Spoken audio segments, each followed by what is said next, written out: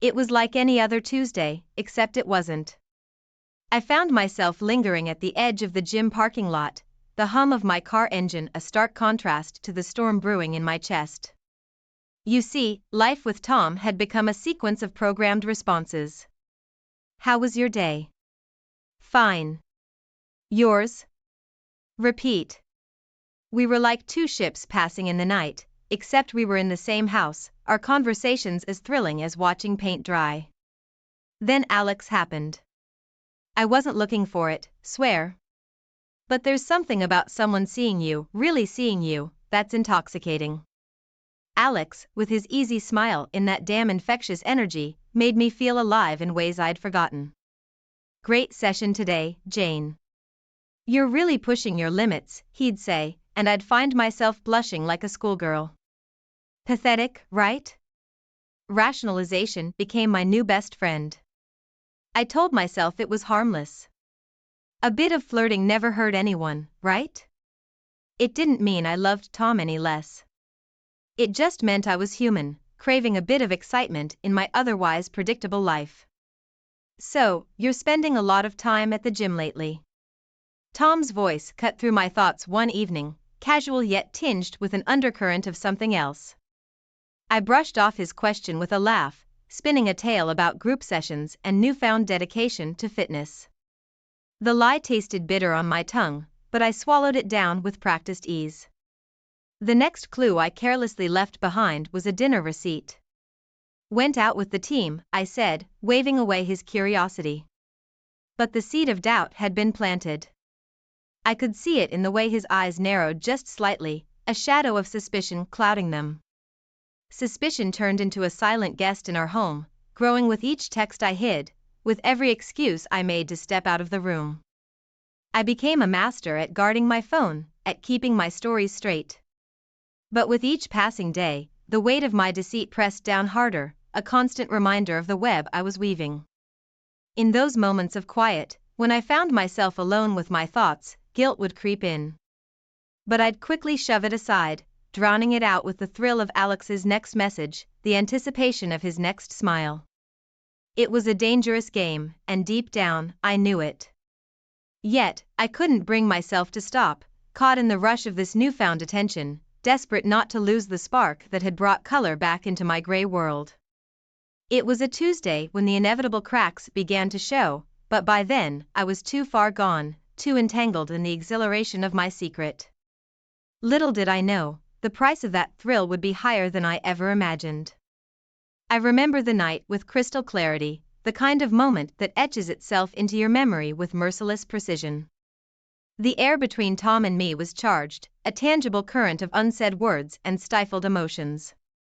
We were sitting on the edge of our bed, a gulf of unspoken truths between us. Tom, I began, my voice a whisper, fragile and hesitant, there's something I need to tell you. But the words, those damning confessions, clung to the back of my throat.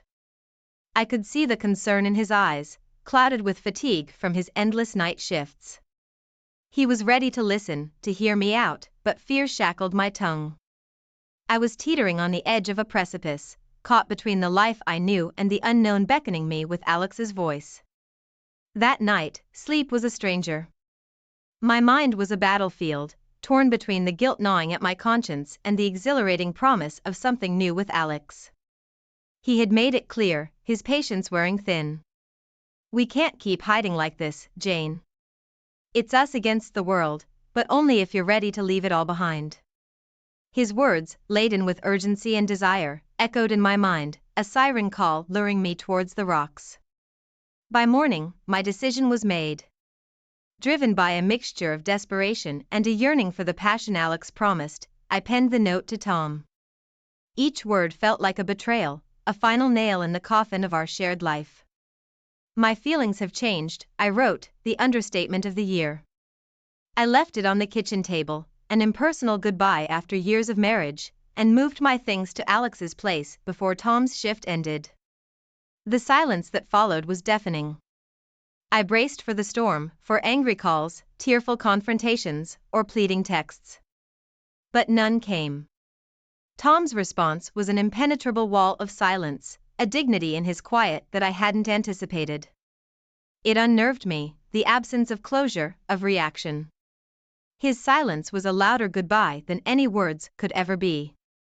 As the days stretched into weeks, the initial thrill of being with Alex began to dim, overshadowed by the gaping void Tom's absence left. I'd expected to feel liberated, unshackled from the mundane existence I had convinced myself I was trapped in. Instead, I found myself haunted by the memory of Tom's last look, a mix of confusion and hurt, before I walked away. The reality of my choices began to sink in, the weight of what I had done pressing down on me with relentless gravity. I had traded a lifetime of shared memories for a fleeting illusion of happiness, and in the process, lost the one person who had stood by me through it all.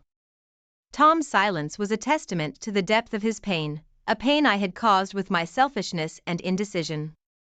In my quest for passion, I had not only broken Tom's heart but also unraveled the very fabric of my own existence. The silence I once found unsettling had become my constant companion, a stark reminder of the cost of my actions. It was a lesson learned in the harshest way possible, a reminder that some choices once made leave us irreparably changed, with nothing but silence as our penance. The moment I stepped into Alex's apartment, officially moving in, was supposed to feel like the beginning of something exciting, something new. But instead, a gnawing sense of unease settled in the pit of my stomach. Alex's place was a stark contrast to the home Tom and I had built together. Here, the walls were adorned with pictures of Alex in various fitness competitions, a constant reminder of the world he lived in, a world where I was starting to feel like a visitor. At first, Alex and I were inseparable, caught up in the novelty of our relationship. But as days turned into weeks, I noticed a shift. The texts became less frequent, the conversations shorter. Alex's once undivided attention now seemed spread thin, reserved more for his clients than for me. It was as if the very thing that drew me to him, his charisma, was now pulling him away from me. Curiosity and a hint of desperation led me to reach out to some mutual friends. "How's Tom doing?" I'd ask, trying to sound casual, but my voice betrayed me, cracking under the weight of my own guilt. The answers were always the same. Tom kept to himself, never mentioning what had happened. It was as if by not talking about it, he could erase the pain I'd caused. That's when the regret hit me like a tidal wave. Memories of my life with Tom flooded my mind. The quiet evenings spent together, the inside jokes, the shared dreams.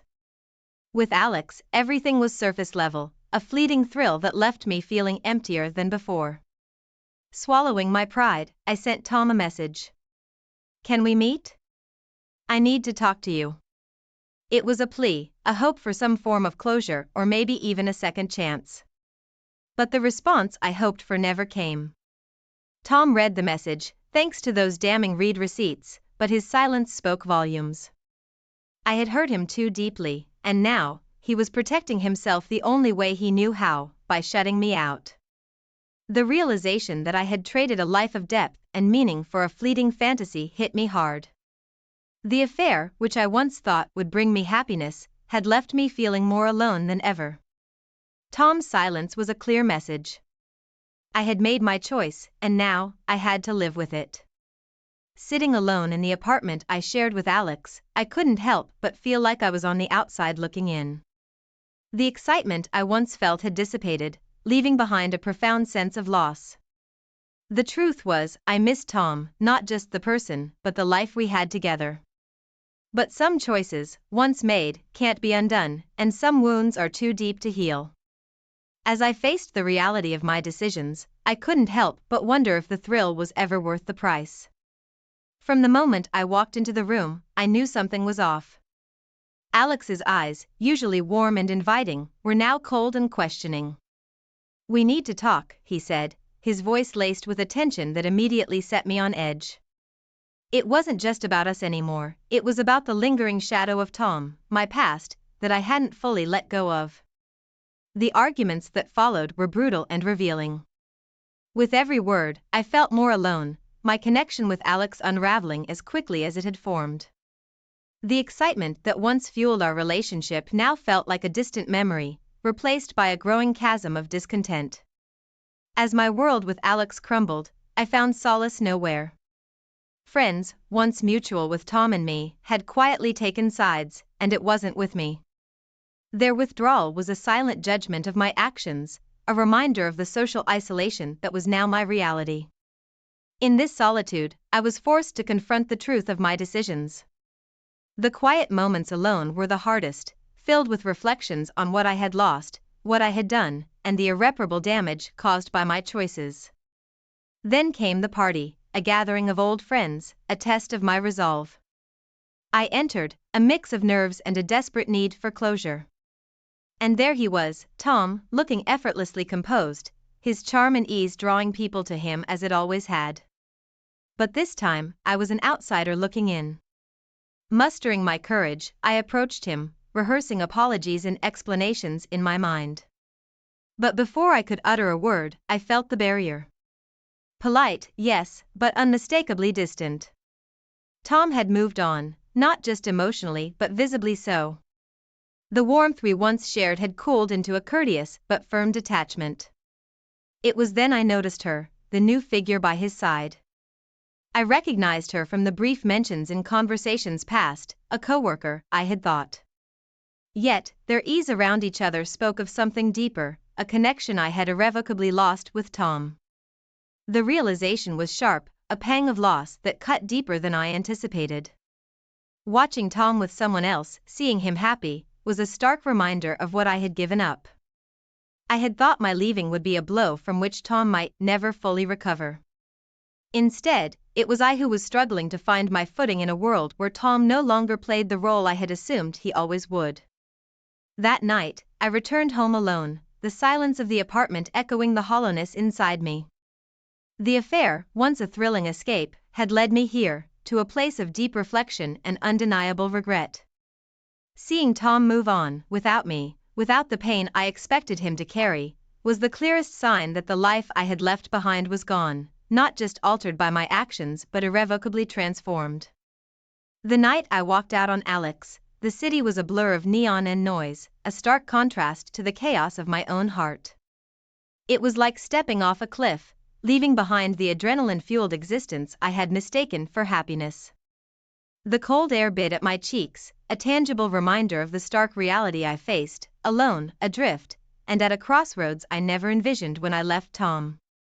I found a small, barely affordable apartment that echoed with the emptiness of my decisions. The walls, devoid of memories, seemed to mock me with their blankness. It wasn't just the physical space that felt barren. My entire life had become a landscape of what-ifs and regrets. Teaching, once a source of joy and fulfillment, became a battleground. My students' faces blurred together, their voices a distant hum as I struggled to keep my personal turmoil from seeping into my lessons. It wasn't long before the principal called me in, her concern evident. "Jane, is everything all right?" she asked, her gaze piercing. The concern was genuine, but it only served to highlight how far I'd fallen. Sleep became elusive, a luxury I could no longer afford. Nights were spent tossing and turning, replaying every decision, every argument, every moment that led me to this point.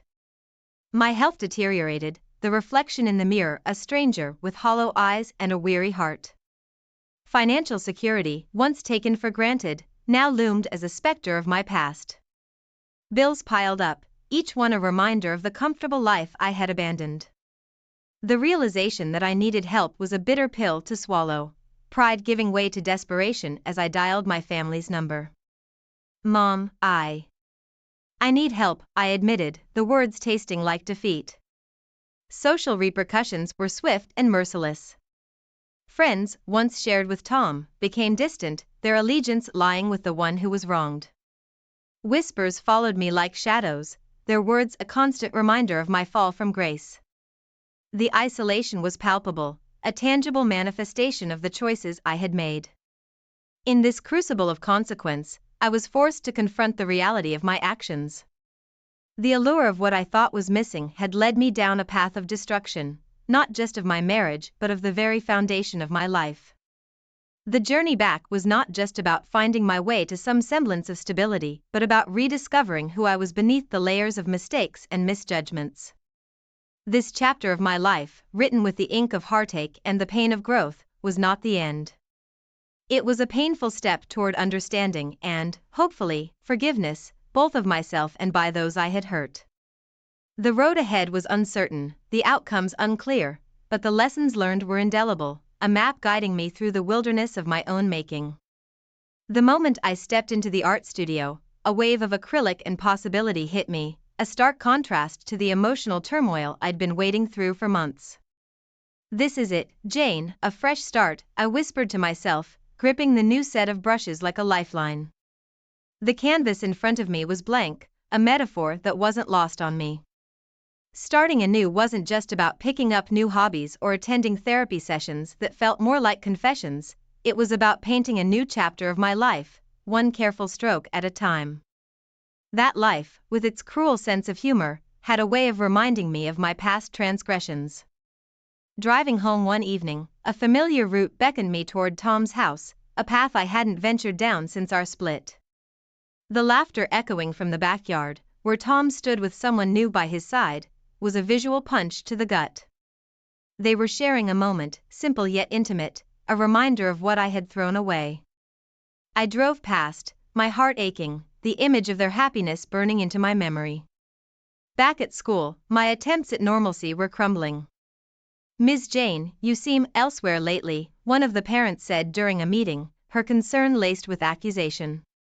That conversation spiraled into a formal review, my professional competence questioned over what they called a noticeable decline in engagement and effectiveness. Each word in the review felt like a judgment, not just on my teaching abilities but on my personal failures as well. In the solitude of my apartment, surrounded by unsent apologies and unspoken regrets, I penned a letter to Tom. It was an outpouring of everything I wished I could say to him, a mixture of apology, explanation, and a plea for understanding. But as I sealed the envelope, a wave of realization washed over me. Sending this letter wouldn't just be reopening my wounds, it would be selfishly assuming Tom was still on the same page, stuck in our shared past. The letter remained unsent, a testament to a closure I realized I had to find within myself, not through Tom's forgiveness. The hard truth dawned on me then. The affair was a misguided escape from my own unhappiness, a truth I had been too scared to face. It wasn't about Tom or Alex, it was about me losing sight of who I was and what I truly needed. With that realization, my focus shifted. I threw myself into my work, determined to regain the respect of my colleagues and students. Therapy sessions became less about guilt and more about understanding and growth. Every brushstroke on a canvas, every planned lesson, became a step toward reclaiming my sense of self-worth and professional pride. This chapter of my life, marked by heartache and hard lessons, wasn't the end. It was a painful yet necessary journey toward self-discovery and redemption. I wasn't just rebuilding my life. I was redefining it, learning to find joy not in the approval or love of others, but in the integrity and fulfillment of embracing and improving my true self. The screen of my phone lit up, the brightness piercing the dimness of my living room like a lighthouse beacon in a storm. The message, simple and unsuspecting, carried a weight I wasn't braced for. "Did you hear about Tom? He's engaged." 4 words, typed out by a friend who meant well, knocked the wind out of me as if I'd been physically struck. There I was, caught in the eye of a hurricane I thought I'd weathered, realizing the storm had never really passed. In the silence that followed, I couldn't help but sink into the couch, the fabric of my thoughts unraveling into a tapestry of reflection. It was just me and the echo of my choices, a reality I had to face head-on. The nights were the loneliest, a relentless reminder of the bed I'd made, now lying in it with my regrets as cold, unwelcome bedfellows. The quiet of the apartment, once filled with the promise of independence, now felt like a mausoleum for my past misdeeds. But as the sun rose each morning, so did I, determined to weave some semblance of redemption into the fabric of my daily life. Work became my sanctuary, a place where I could prove to myself, if no one else, that I was more than my mistakes.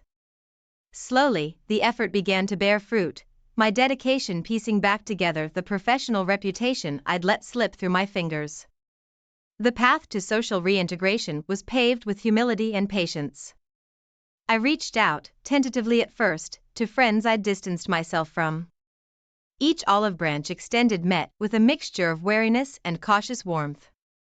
It was a dance of reconciliation, each step forward a testament to the possibility of forgiveness and the power of genuine contrition.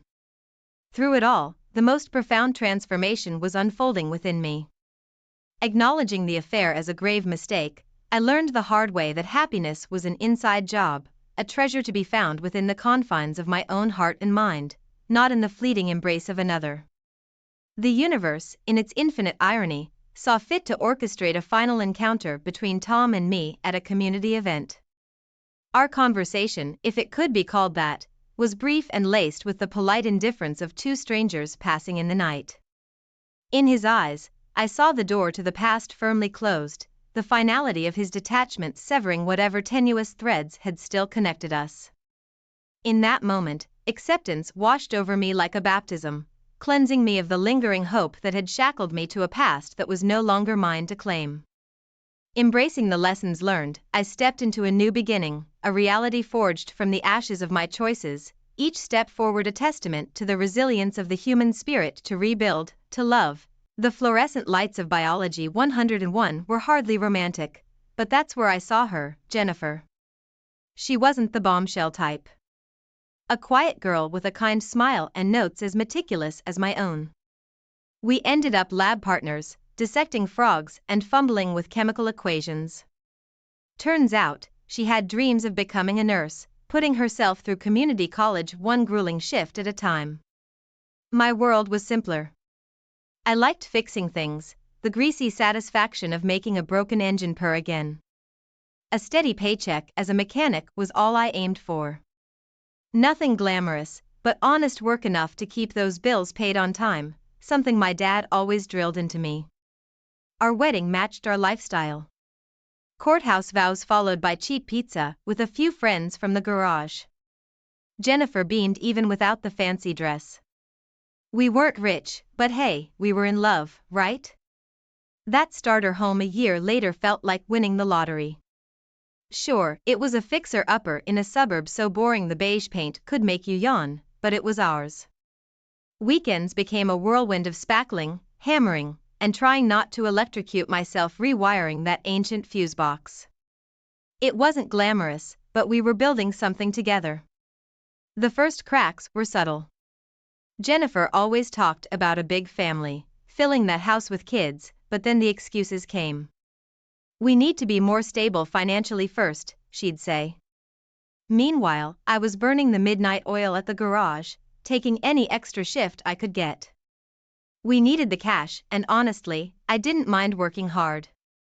Sometimes, when those extra shifts turned into all-nighters, she'd go out. Girls' night with the other nurses, was all she said, and I'd just wave, exhausted but figuring she deserved a break after those tough ICU rotations. Sure, a little part of me felt a twinge of loneliness, but I brushed it aside. We were an ordinary couple, facing ordinary struggles. Everything was fine, wasn't it? Home used to be a sanctuary, even with its half-painted walls and perpetually leaky faucet. But lately, it felt off. Jennifer, she seemed different. No spark in her smile, always glued to that damn phone. Evenings that used to be filled with mindless TV chatter now stretched into silence, each of us trapped in our own worlds. Then came the hotel receipt. Not for a dingy motel where maybe a work conference was held, but one of those swanky downtown joints with cocktails that cost more than my toolbox. When I confronted her, Jennifer laughed it off, silly mix-up, the girls treated me after a long week. Something in my gut clenched. Was I going crazy? The doubts gnawed at me. It wasn't just the receipt, it was the way her perfectly laundered scrubs started smelling of unfamiliar cologne, or how she'd fumble for excuses when a stray text flashed on her screen late at night. I'd see those messages, brief fragments after she fell asleep, my heart pounding. Nothing overtly incriminating, yet, those deleted threads spoke volumes.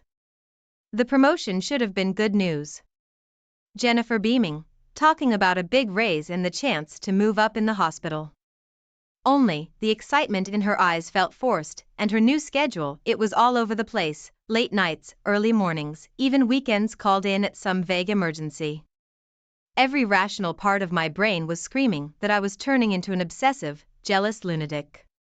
But the mechanic in me, the guy used to diagnosing problems? He couldn't shape the feeling that some vital engine part was about to give out spectacularly. Driven by a mix of fear and desperation, I did the unthinkable. I slipped a tracker app onto her phone. Low, dirty, I know, but the alternative, this gnawing uncertainty, was eating me alive.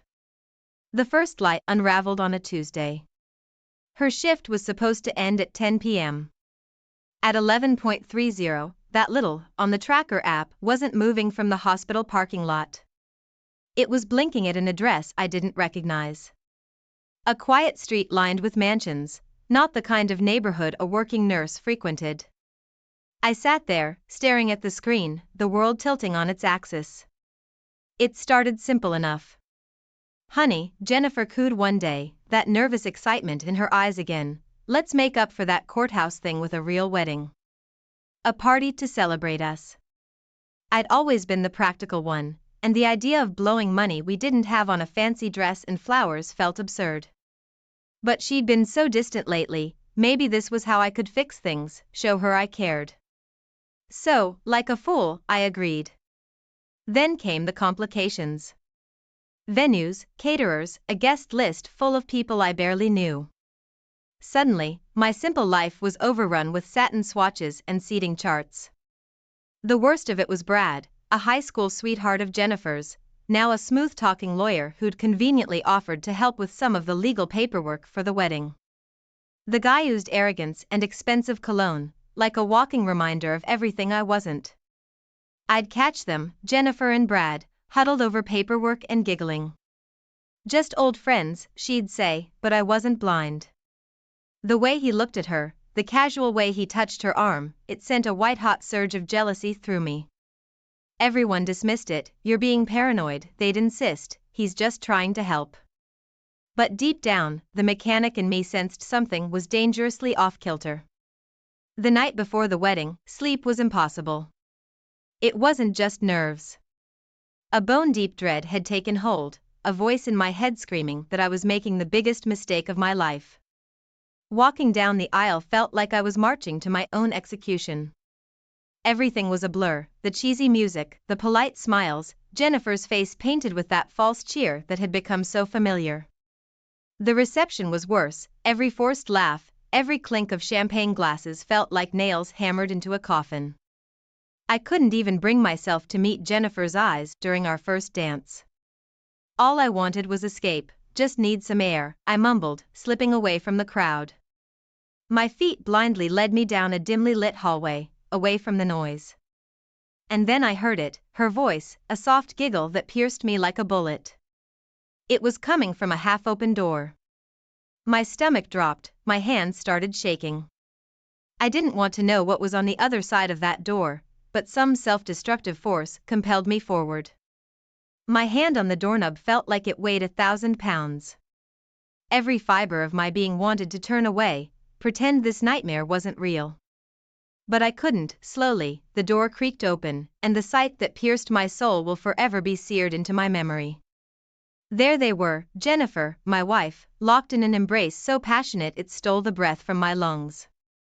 And Brad, the slick lawyer, his hands roaming where mine should have been. A primal scream tore from my throat, a mix of fury, anguish, and the shattering of everything I believed in. The next few minutes unravel in a chaotic blur. I remember Brad's feeble attempts at excuses, his designer suit no match for my mechanic's rage. I remember Jennifer's tears, a pathetic display compared to the years of lies spinning in my head. There may have been shouting, accusations, it was lost in a red haze. The scene at the reception descended into pandemonium.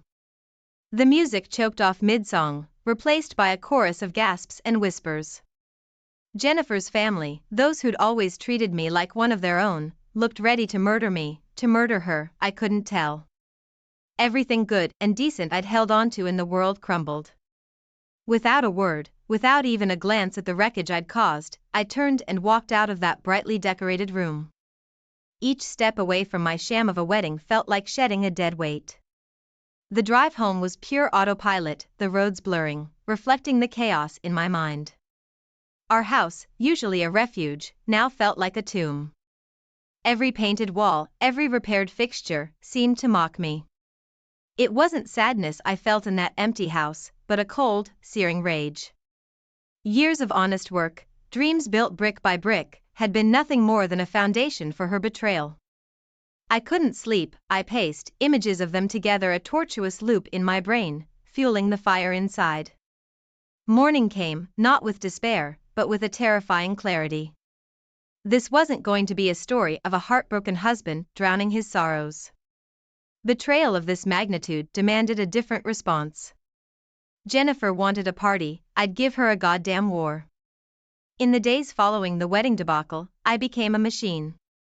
The fiery rage cooled, replaced by a chilling focus. Gone was the ordinary mechanic, in his place, a meticulous strategist. Every action was deliberate, calculated to inflict maximum damage with no trail back to me. First came the evidence. The tracker app wasn't just heartbreak confirmation anymore, it was data, mapping Jennifer's lies. Months of texts I'd been too scared to read were printed, each flirty message a nail in her coffin. Hotel receipts, credit card statements, it was all meticulously organized, a timeline of the affair laid bare. My next move was finding the right weapon. No run-of-the-mill divorce lawyer would do. I needed a shark, someone known for tearing wealthy spouses to shreds. His name was Stein, and his office had the predatory feel of a Wall Street trading floor.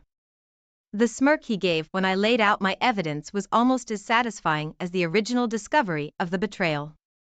The sting came a week after the wedding disaster. Jennifer returned home one evening, probably expecting tearful confrontations or drunken accusations.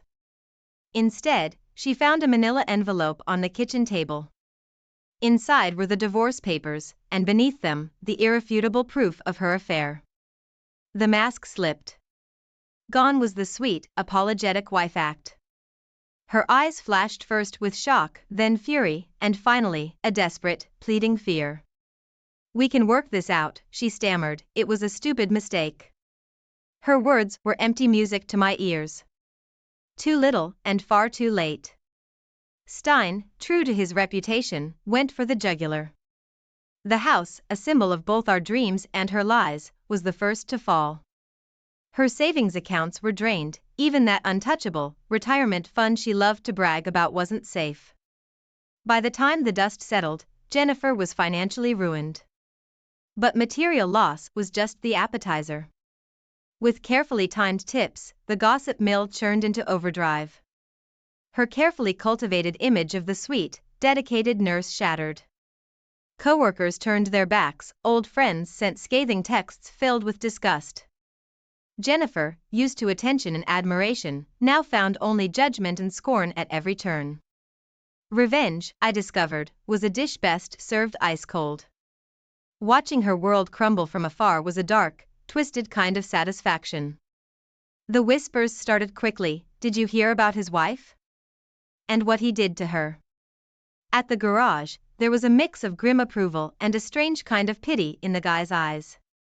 Some slapped me on the back, calling me a hero for not taking betrayal lying down. Others avoided my gaze, discomfort etched on their faces. The victory I'd so meticulously planned felt hollow. Yeah, Jennifer was broke and humiliated, but I was no better off.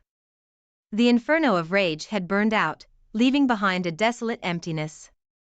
Sleep turned into an enemy, filled with nightmares not of her, but of the monster I'd become in my quest for revenge.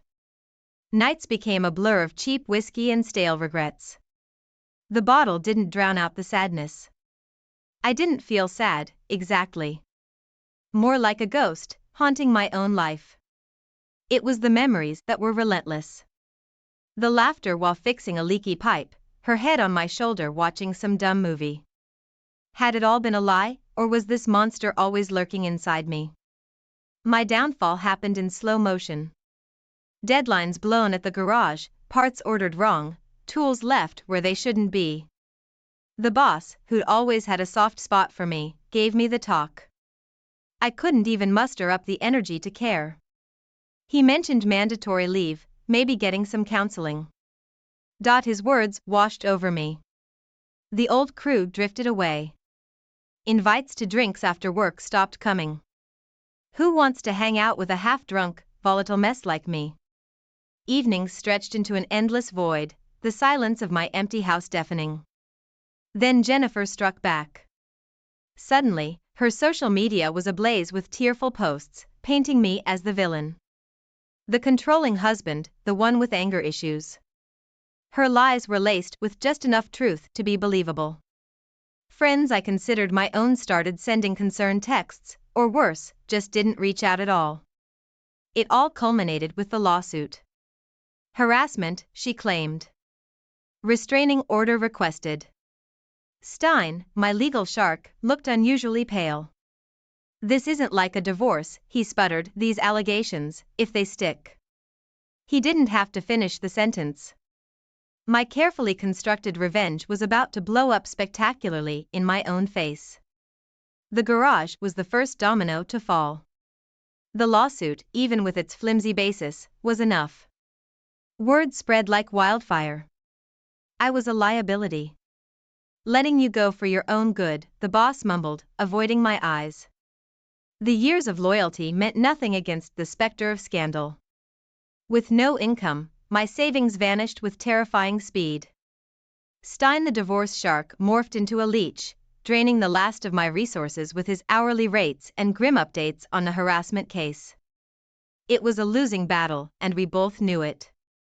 The house, our broken dream, became a final humiliation. We never had a chance to sell it properly, the bank foreclosed. I watched strangers sift through our belongings at a humiliating estate sale. Every piece of furniture sold was another weight off my shoulders, and another nail in my proverbial coffin.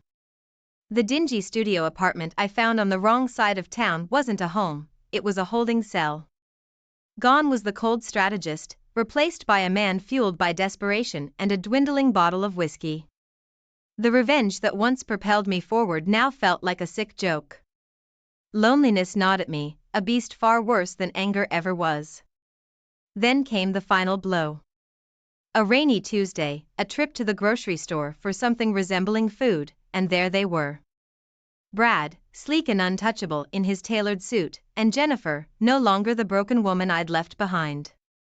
She was laughing, radiant, the image of carefree wealth I'd strived and failed to provide. Something inside me snapped. This wasn't just heartbreak anymore, it was the crushing awareness of my own insignificance. I stormed towards them, a pathetic, disheveled figure against their picture-perfect world. Words spewed from my mouth, accusations, threats, all fueled by liquor and the desperation of a drowning man. The shocked faces of restaurant patrons turned accusatory, security rushed in, and I was dragged out, shouting obscenities until my voice gave out. Local news ran the story with glee, unhinged mechanic disrupts upscale eatery. There was grainy security footage, and Jennifer's tearful interview condemning my violent outbursts. Any shred of sympathy I might have had vanished. I was no longer the wronged husband, but the pathetic villain of this tale. Rock bottom isn't just a place, it's a state of being. It's staring at your reflection in a cracked mirror, seeing a stranger fueled by cheap booze and cheaper rage. It's realizing the revenge you sought destroyed you far more than its intended target. In the end, there are no true winners. Jennifer, though back on her feet financially, carries the scars of the public scandal. Her once bright career is stalled, former friends whisper behind her back. She may have money now, but genuine respect and trust will be hard to come by. As for me, broken is too kind a word. I'm a shell, scraping by with odd jobs that barely pay the rent. The garage crew avoids me on the street. I'm the town pariah, whispered about with a mix of disgust and morbid fascination. The bitterness lingers, a constant reminder of my own ruin. Some nights, the questions circle my mind like vultures. Was I blind from the start, or did my rage transform a flawed but decent woman into a monster? Could any of this have been prevented, or was this path set in stone from the moment I met her in Biology 101? When the whiskey haze clears, the most terrifying question surfaces. Am I the true villain of this story? The memories of better days are both a balm and a poison. I replay moments of laughter and shared dreams, searching in vain for the exact moment it all went rotten. Where did the sweet, hard-working girl from class disappear to, and how did I not see the serpent lurking beneath the smile? Eventually, through grit or sheer desperation, I find work again. It's menial, backbreaking, the kind of thing I swore I'd never do. But it pays the bills, keeps the gnawing hunger in my gut at bay. The fiery anger has dulled, replaced by a bone-deep weariness. Years bleed into one another. One bleak evening, amidst the fluorescent glare of the grocery store, I see her. Jennifer, once radiant, now bears lines of stress, the spark in her eyes diminished. She's alone. For a split second, our gazes lock, then we both turn away, strangers pretending this chance encounter never happened. Sometimes, in the dead of night, I think back to those first destructive moves, the evidence gathering, the ruthless lawyer. And despite the ruin I now inhabit, a flicker of grim satisfaction remains. No, I don't feel remorse. Betrayal of that magnitude doesn't deserve forgiveness. Maybe she got off relatively easy, maybe I'm the one paying the heavier price. Doesn't matter now. My evenings are a testament to solitude. No calls break the silence, no friendly faces waiting at the door. This is the life I built for myself, born from heartache and a thirst for vengeance that consumed me whole. They say revenge is a dish best served cold, but in the barren wasteland of my existence, there's no satisfaction to be found. Only the bitter aftertaste of a victory that tastes a lot like defeat. Pen_Spark. I'm not a hero, or even a victim anymore. I'm just a cautionary tale, a reminder that some battles, even when won, leave nothing but scorched earth. The clock struck 7 p.m., yet again marking another evening where the only sounds accompanying me were the faint hum of the city below and the occasional clink of my spoon against the dinner plate. Tom, my husband, promised he'd be home early tonight, but like many promises made these past few months, it dissolved into the late-night air, leaving a bitter taste of loneliness. Work had consumed him, leaving our conversations brief and his presence at home fleeting. At a bustling community event last weekend, amidst the laughter and chattering, I met Alex. He was a colleague, though our paths at work seldom crossed. There was an ease to our conversation, a stark contrast to the strained exchanges with Tom. Alex's eyes held a curiosity that felt invigorating, a reminder of attention I'd been craving. The days that followed found me weaving elaborate excuses to see Alex, camouflaging our encounters behind the facade of work projects. Each laugh and shared glance with him filled the void that Tom's absence had created. I rationalized it as harmless companionship, a balm for my solitude. Tom, ever so engrossed in his work, seemed oblivious to the growing chasm between us. My heart ached for him to notice, to confront me even, but his obliviousness only cemented my resolve to seek solace elsewhere. One late evening, after a prolonged work meeting that served as another excuse to linger in Alex's presence, the tension that had been building between us reached its crescendo. In the dimly lit parking lot, our goodbyes were punctuated with a kiss that held the weight of all our unspoken words. It was a moment of weakness, of surrender to the longing and neglect that had shadowed my days. The lie about working late became my shield, allowing me to steal evenings with Alex. The thrill of this secret, however misguided, brought a spark back to my life, one I didn't realize I'd been missing. Then came the day Tom found a receipt from one of those stolen dinners. The fear of being discovered clenched my heart as he questioned me. Yet, his trust in my hastily fabricated story about a work dinner with clients was both a relief and a pang of guilt.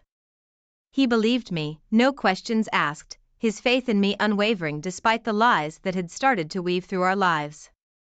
Each day, the divide between Tom and me widened, my heart straying further into territory that promised excitement but spelled disaster. The realization that I was inching closer to a point of no return loomed over me, yet the thrill of the forbidden, of something that felt like a revival, clouded my judgment.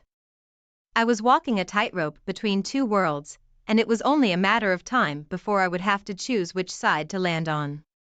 "I can't believe you're doing this, Ellen," Sarah, my closest friend and confidant, hissed across the table at our usual coffee spot.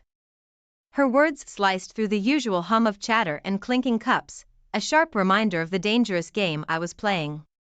"You're playing with fire." I shrugged off her concern with a practiced ease, my heart beating a treacherous rhythm. "It's just a bit of fun, Sarah. Tom's never around, he won't notice." My voice, a mix of defiance and desperation, failed to convince even me. The thrill of the affair with Alex had morphed into a reckless abandon. We planned a weekend getaway under the pretense of a work conference, a bold move that even surprised me. The lie tasted bitter, yet the anticipation of uninterrupted time with Alex was intoxicating. Tom, in an unexpected turn of affection, decided to surprise me by showing up at the conference venue. My heart plummeted when I saw his call. "Hey, love, surprise." "I'm at the weekend," he said, a hint of excitement in his voice that I hadn't heard in months. Panic set in. "Oh, babe, they changed the venue last minute due to a booking error." "I'm so sorry, I should have told you." "It's a couple of hours away," I lied, the words flowing too easily. Tom's silence on the other end was palpable, a mix of confusion and hurt. "I understand. Have a productive weekend, Ellen," he replied, his voice flat, accepting my lie with a resignation that stung. The guilt gnawed at me, but the allure of forbidden fruit was too strong. Alex and I became bolder, our meetings more public, a testament to my crumbling morals. One evening, as Alex and I laughed a little too loudly at a local restaurant, Mrs. Henderson, our nosy neighbor, spotted us. Her gaze, sharp and disapproving, lingered longer than comfortable. I could almost hear the gears turning in her head, but she said nothing, walking past with a curt nod. Tom's discovery of intimate texts between Alex and me should have been the wake-up call. He found my phone unlocked, the messages laid bare, a digital trail of my betrayal. Yet, he chose silence, a strategy that puzzled me, his usual openness replaced with a calculated quiet that spoke volumes of the hurt and plans churning in his mind. I was spiraling, caught in the web of my own making, emboldened by deceit, yet unaware of the silent storm brewing at home. Each step with Alex drew me further from Tom, from the life we built, into a chasm of my own design. The affair, once an escape, had become a prison, and I was too far gone to see the bars closing in around me. The moment Alex whispered promises of a future brighter than any I dared to dream of with Tom, I was ensnared. Each word painted a vivid tapestry of a life filled with passion, understanding, and, most importantly, attention, everything I felt starved of in my marriage. The temptation to leap into this new beginning was overwhelming, yet a thread of hesitation tugged at the edges of my resolve. Could I really leave Tom, the man I vowed to stand by through thick and thin? Meanwhile, Tom, driven by a silent storm of suspicion, had taken to playing detective in our crumbling marriage. The installation of a GPS tracker in my car was his silent witness, meticulously recording every lie that slipped through my lips. It was a betrayal of a different kind, a desperate search for truth in the sea of deception I dragged us into. The weekend I claimed to be visiting my sister, I was, in reality, miles away, lost in the intoxicating illusion of a getaway with Alex. The thrill of the secret adventure was overshadowed only by the growing guilt gnawing at my conscience. Unbeknownst to me, Tom's silent shadow loomed nearby, his heart breaking further with each piece of evidence gathered against me. Amidst the tangled web of lies and half-truths, the thought of coming clean to Tom haunted my quiet moments. The burden of my betrayal weighed heavily on my shoulders, the words to confess my affair lingering on the tip of my tongue, yet never finding the courage to make the leap from thought to reality. Alex, ever impatient, saw my hesitation as a barrier to our happiness, pressuring me to cut ties with Tom and cement our future together. His urgency clashed with the tempest of my emotions, leaving me paralyzed by fear of the unknown, of the consequences that would surely follow. In the background, Tom moved with a quiet determination, his actions speaking volumes of the pain and betrayal he felt. Meeting with a divorce lawyer, he laid the groundwork for our inevitable separation, a stark contrast to the life we once envisioned together. The legal proceedings loomed like a specter over our fractured relationship, a silent testament to the distance that had grown between us. Caught in the crossfire of my own making, I grappled with the reality of my choices. The fantasy of a life with Alex began to crumble under the weight of impending consequences, leaving me to confront the ruins of a marriage sacrificed at the altar of fleeting passion. The path forward was fraught with uncertainty, each step a painful reminder of the love and trust irreparably damaged by my betrayal. The decision hit me like a freight train in the dead of night, sudden, shocking, but somehow freeing. I knew it was time to end the affair with Alex. The realization wasn't draped in romance or an epiphany of undying love for Tom. It was the clarity that came with seeing the ruins of my life, built from a series of choices that led me away from the man I had vowed to cherish. I needed to try and salvage what was left of us, if not for love, then for the respect of the vows we exchange. But confronting Alex with my decision was like igniting a fuse. "You can't do this, Ellen. You belong with me," he seethed, his desperation clawing at the fragile resolve I had mustered. His reaction was a cold splash of reality on my fantasy of an amicable end. When I stood my ground, Alex's love morphed into vengeance, a weapon aimed straight at the heart of my marriage. The message to Tom came without warning, a digital missile that tore through the already fragile truce in our home. "Ellen and I have been seeing each other, thought you should know," 14 words that detonated silently, leaving devastation in their wake. Confronting Tom was like approaching a stranger, the distance between us a chasm widened by my deceit. "Tom, please, let me explain," I pleaded, my voice a whisper against the storm. But his eyes, cold and distant, were those of a man who had armored his heart against me. The divorce papers were a formality, a neat stack of accusations and hurt laid out in legal terms. Tom's silence was more eloquent than any argument we had shared in our years together. The evidence he presented was irrefutable, a timeline of betrayal meticulously documented through my own carelessness. The fallout was swift and merciless. Friends who had toasted to our happiness turned their backs, the bond of trust shattered by my actions. My social circle, once a source of comfort and joy, became a void filled with whispers and judgment. Work, my sanctuary from the storm at home, became another battleground. The affair, once a secret, was now public domain, its poison seeping into every professional relationship I valued. The meeting with HR was a formality, the outcome predetermined. "We have to let you go, Ellen. It's become too much of a distraction." And then there was Alex, the architect of my downfall, who revealed his true colors with chilling indifference. "I never promised you forever, Ellen," he said, his words a final blow to any fantasy of support or reconciliation. Left adrift, I faced the ruins of the life I had chosen, a world dismantled by my actions.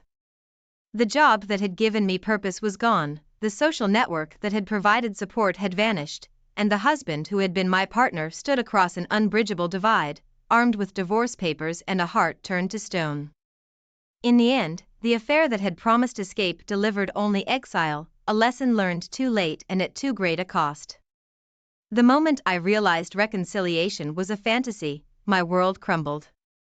There I was, standing in the doorway of the home we shared, bags in hand, heart in throat. "Tom, can't we just talk about this? Please?" My voice, barely a whisper, betrayed the desperation I felt. But Tom, his resolve as unwavering as the walls that now stood between us, simply shook his head. "It's too late, Ellen. I've made my decision." The divorce proceedings felt like a blur, each meeting with the lawyers a step further away from the life I once knew. Tom was firm in his demands, and the court seemed to echo his sentiments, granting him most of our shared assets. The reasons were clear: my infidelity, the weapon he wielded with surgical precision. moving into a small apartment marked the beginning of my new life, a life I never wanted. The space was cramped, the walls too close, a constant reminder of the vastness I'd lost. Adjusting to this new reality was a daily struggle, each morning a reminder of the consequences of my actions. Meanwhile, Tom's life seemed to flourish without me. His friends and family rallied around him, providing the support system that once included me. Their solidarity only deepened my isolation, highlighting the stark contrast between our current realities. Attempts at rebuilding were met with cold shoulders and closed doors, the stigma of the affair a shadow I couldn't shake. My efforts to reconnect with old friends and create a new normal were thwarted by whispered judgments and averted gazes, the price of my choices paid in loneliness. The discovery of Alex's new relationship was a punch to the gut, a betrayal that stung even more than I anticipated. The man who promised me the world had effortlessly moved on, leaving me to navigate the fallout alone. The realization that I was nothing more than a passing fancy to him deepened the wound of my isolation. As I grappled with my new reality, news of Tom finding happiness again was a bittersweet pill to swallow. He had moved on, finding someone who could offer him the trust and loyalty I had shattered. Seeing him smile and laugh, something I hadn't seen in months, even from afar, was both heartwarming and heart-wrenching. Each day became a battle, fighting against the tide of regrets and what-ifs. The journey of rebuilding my life was littered with obstacles, each one a reminder of the love I squandered and the trust one broke. In the shadow of my decisions, I learned the hardest lessons about loyalty, love, and the consequences of our actions. The path forward was uncertain, paved with challenges in the hope of redemption, a chance to rise from the ashes of the life I'd burned down. I never imagined a simple trip to the grocery store would unravel me, but there it was, the moment my past and present collided with a force that left me gasping for air. Turning down the cereal aisle, I came face to face with Tom and his new partner, their cart half filled, a symbol of the domestic bliss that was once mine. Our eyes locked, and the world seemed to stand still. The weight of my choices pressed down on me, a tangible force that made it hard to breathe. Ellen, Tom's voice was neutral, but his eyes held a depth of emotion I couldn't decipher. Tom, I managed to reply, my voice a whisper. His partner offered a polite smile, the kindness in her eyes a painful reminder of all I had lost. The encounter was brief, but the impact lingered long after. The sight of them together, so content, was a stark contrast to the chaos of my own life. The legal and financial aftermath of our divorce had left me reeling, my finances a tangle of debts and obligations I struggled to navigate. The settlement was fair, yet in my quest for something more, I'd lost almost everything. In the weeks that followed, I reached out to old friends, seeking a lifeline in the sea of my despair. But the doors that once opened so easily for me were now closed, the warmth replaced by a cool indifference that mirrored the isolation I felt. The few conversations I managed were strained, the undercurrent of judgment a reminder of the social cost of my decisions. Tom, from what little I heard through mutual acquaintances, was aware of my struggles. Yet, his reaction was a mix of satisfaction and indifference, a response that pained me more than I cared to admit. It was a harsh truth to face. The man I once shared a life with now viewed my downfall with detached acceptance. My family, though never outright cruel, couldn't hide their disappointment. The support I received was minimal, their love tinged with a sadness that mirrored my own. It was a lonely path I walked, the consequences of my actions casting a long shadow over the relationships I once treasured. The emotional toll was overwhelming, a relentless wave that threatened to pull me under. Seeking counseling was a step born out of desperation, a flicker of hope in the darkness that had become my constant companion. The sessions were hard, each one a journey into the depths of my choices and their impact not just on myself, but on those around me. Understanding the roots of my decisions offered a cold comfort. The road to recovery stretched out before me, long and uncertain. Yet, in those moments of introspection, I found a glimmer of strength I didn't know I possessed. The journey was mine to make, a path towards redemption and perhaps, one day, forgiveness. The scars of my actions would always mark me, but they also offered a lesson in humility and the transformative power of facing our darkest moments with courage. The decision to leave was made in a moment of desperation, a last-ditch effort to escape the ghosts of my past. I packed my life into boxes, each item a stark reminder of the choices that led me here. The new city was supposed to be a fresh start, a blank canvas on which to rebuild my life. But as I quickly discovered, shadows have my reputation, a mix of whispered rumors and outright condemnation, seemed to precede me, tainting every attempt to start anew. The job I managed to secure was nothing like the career I had so carelessly thrown away. It was a humble position, one that demanded little of the skills I had honed over years of dedication. Yet, it was a lifeline, a means to steady myself in the swirling chaos of my new reality. The work was monotonous, the days blending into one another, but it offered a semblance of normalcy in the storm that had become my life. It was through the impersonal glow of a computer screen that I learned of Tom's engagement. Scrolling through social media, the pictures of him and his new partner, radiant with happiness, felt like a punch to the gut.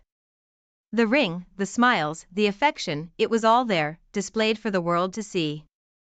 In that moment, the finality of our separation hit me with crushing clarity. Tom had moved on, found happiness in the arms of someone else, and I was left grappling with the shards of the life we once shared. My attempts at forging new relationships were hampered by the scars of my past. Trust, once given so freely, now felt like a currency I could no longer afford. Conversations would stumble and falter at the edges of my history, the specter of my affair looming large over any potential connection. It was a lonely existence, marked by the constant reminder of the trust one had broken, not just with Tom, but with myself. In the quiet hours of the night, the weight of my choices pressed heavily upon me. The reflection in the mirror showed a woman changed by her own actions, a tangled web of regret and longing staring back. It was in this solitude that I penned a letter to Tom, the words a mix of apology and acceptance. I poured everything into those lines, a raw acknowledgement of the hurt I had caused, and the hope, however faint, for his forgiveness. But the silence that met my confession was an answer in itself. Tom chose not to respond, a decision that, while painful, I understood. The chasm between us was too wide, the damage too deep, for words on a page to bridge. So, with a heavy heart, I resolved to move forward. The journey was fraught with reminders of what I had lost, but also filled with lessons hard-earned. The affair, and the fallout that followed, had irrevocably changed the course of my life. But in the debris of my downfall, I found a resilience I didn't know I possessed. The road ahead was uncertain, each step a tentative testing of the ground beneath my feet. Yet, in the face of a future once unimaginable, I found a determination to rebuild, to forge a path marked not by the mistakes of my past, but by the lessons they had taught me. This was my new beginning, a chance to live a life defined not by regret, but by the promise